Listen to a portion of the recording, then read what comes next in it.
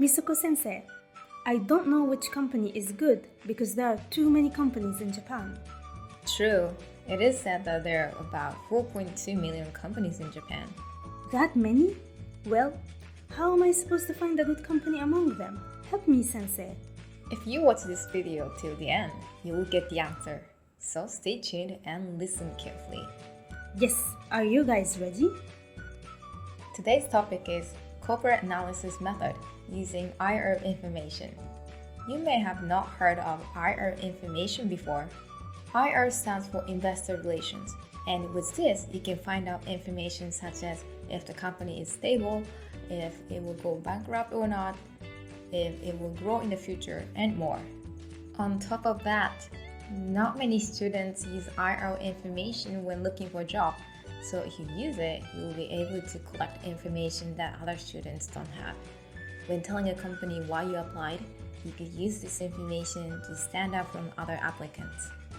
But IR information sounds very difficult. The words IR or financial analysis may sound daunting, but don't worry. What you have to do is quite simple. I'll tell you the easiest way to collect information, so you can use it from now on. Okay then, I'm ready. Alright, now let's get into the details. Here are the 4 items I'll cover today. First, IR information. What is an annual securities report? Second, overview of business. Third, business risks. Fourth, employees. Let's take a look at them one by one. 1. IR information. Annual securities report. IR information refers to all information published by listed companies for investors. Today, I'll talk about one kind of IR information, annual securities report, which is a report on the management and financial status of companies. An annual securities report can be found on the investor information/IR information page on the listed company's website. Now, let me explain how to find a list of annual securities reports using the electronic disclosure system EDINET of the Financial Service Agency. Go to EDINET's website by entering EDINET into your search engine. First, click the Document Search tab. Then, enter the company name in the box for submitter/issuer/fund. Next, check the Annual Securities Report box for type of document. Then, click the Search button. The search result will be displayed below, so click on the securities report for the most recent fiscal year.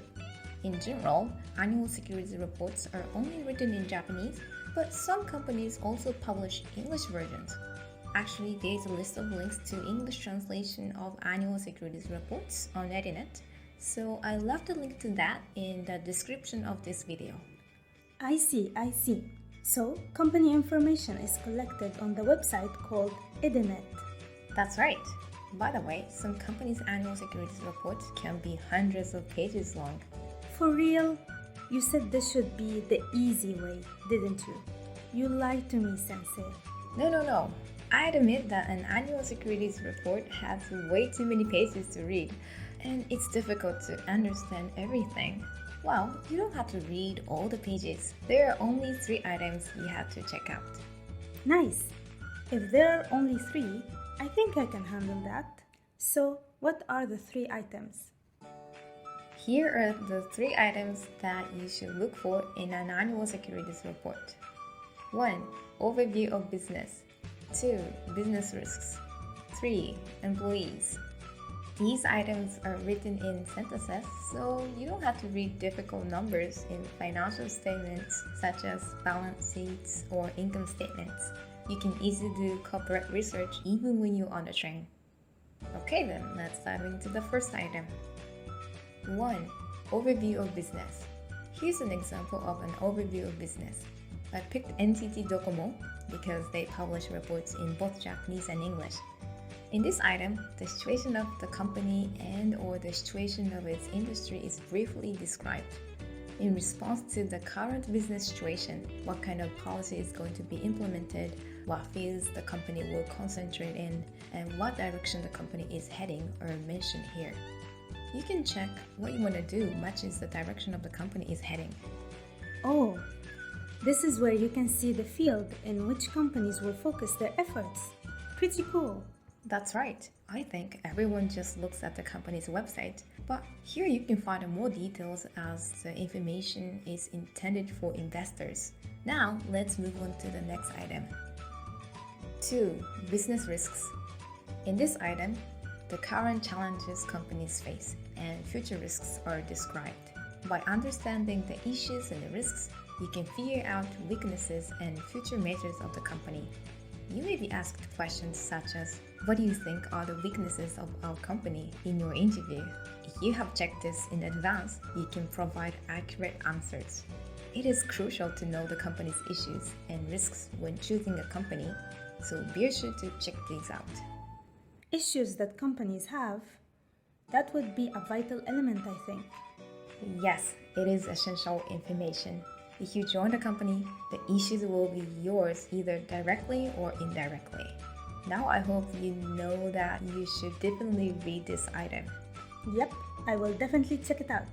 There is a chance that even a large corporation might not be doing well. You're right. Let's move on to the third item. 3. Employees. The third item is employees. In this item, you can find information such as the number of employees, average annual income, and average years of service in each sector.